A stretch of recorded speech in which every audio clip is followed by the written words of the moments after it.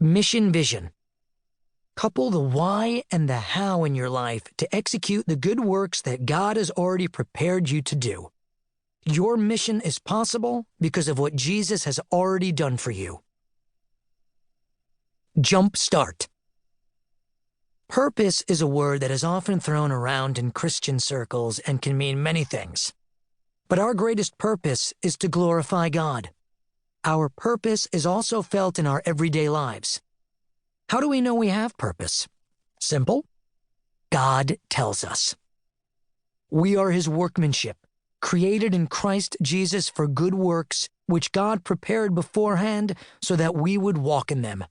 Ephesians chapter 2, verse 10. If you're wondering what those good works might be, let me ask you a question.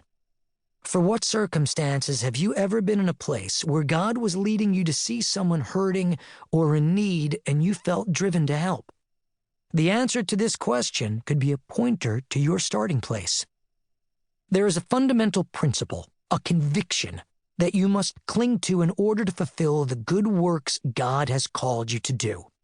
You must first understand that you are created perfectly in love, by love, and for love. And part of that creation package includes an amazing plan and purpose. When you acknowledge this truth, God will supply the power and vision you need to live a mission-possible life. You are not an accident. You are not a mistake. God molded you into a one-of-a-kind masterpiece. You are one of one. When you arrive at that critical juncture of acceptance and surrender, you will be able to wholeheartedly ask God to use you for His purpose, no matter what your strengths or weaknesses are. Even though we're called to a mission, that mission is not about us. There are certain things that can happen only through His power and His power alone.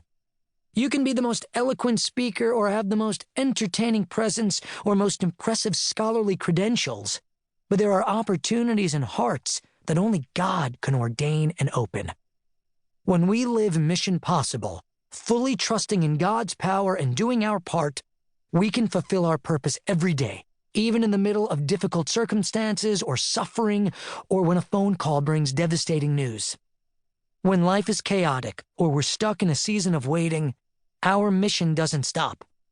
We may be reminded of the lack of control we have over circumstances, but even in hardship, we're awakened to the truth that we can bring light into darkness.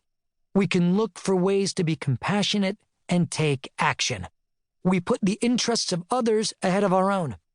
When we feel overcome by challenging circumstances, we should refuse to be overcome by evil.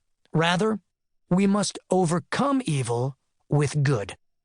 See Romans chapter 12, verse 21. Talk about it. When you hear the word purpose, what comes to mind? Video teaching.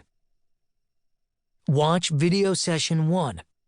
While viewing the video, record key ideas or any thoughts you want to remember. Mission-driven discussion. 1. In the video teaching, I talked about how we all have a mission in life. A definition for mission is a task or job someone is given to do. How have you experienced a sense of mission in the past? 2. In the video teaching, I also shared that a mission-possible life starts by knowing the person of God.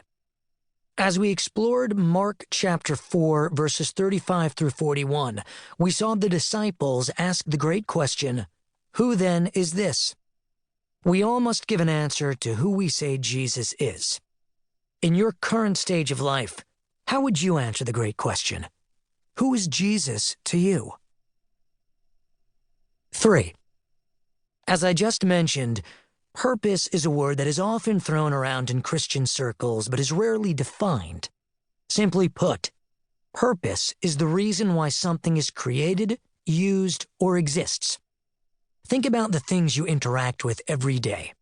What things, objects, or people have purpose in your life and why?